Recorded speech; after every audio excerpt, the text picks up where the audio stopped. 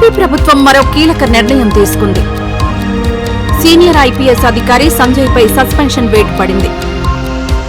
కూటమి ప్రభుత్వం అధికారంలోకి వచ్చిన తరువాత వైసీపీ హయాంలో నాడు పలు అంశాల్లో కీలకంగా వ్యవహరించిన అధికారులపై ఆరోపణలుండటంతో చర్యలు మొదలుపెట్టింది. జట్వానీ కేసులో 3 ఐపీఎస్లను సస్పెండ్ చేసింది. ఇప్పుడు మరో సీనియర్ ఐపీఎస్ అధికారిపైన వేటు వేస్తూ ఉత్తర్వులు జారీ చేసింది.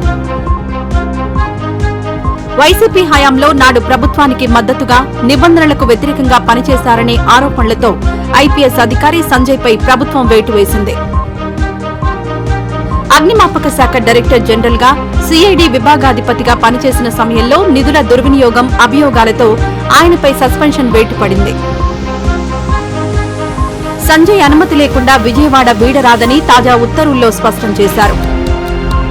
జగన్ ముఖ్యమంత్రిగా ఉన్న సమయంలో సిఐడి అధికారిగా సంజయ్ శైలిపైన విమర్శలున్నాయి.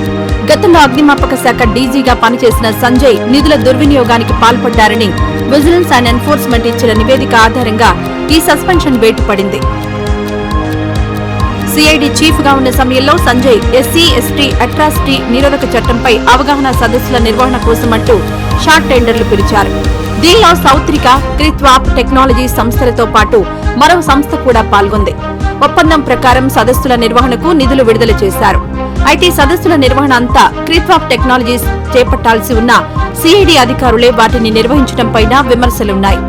అప్పుడు చేసిన ఖర్చుపైన చర్చ జరిగింది.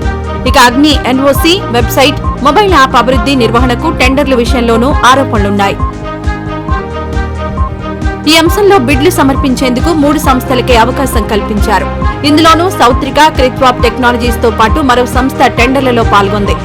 L1 కాకపోయినా సౌత్రిక టెక్నాలజీస్ కు కాంట్రాక్టు కట్టబెట్టారు. ఇందుకోసం చేసిన చెల్లింపులపైన ఆరోపణలు రావడంతో విజిలెన్స్ లోతుగా విచారణ చేసింది. ఈ అక్రమాలకు ప్రధాన బాధ్యుడు సంజయేనని పేర్కొంది. దాని ఆధారంగా రాష్ట్ర ప్రభుత్వం ఆయన్ను సస్పెండ్ చేసింది. దీంతో నాడు విమర్శలు ఎదుర్కొన్న ఇతర అధికారుల్లోనూ టెన్షన్ పెరుగుతోంది.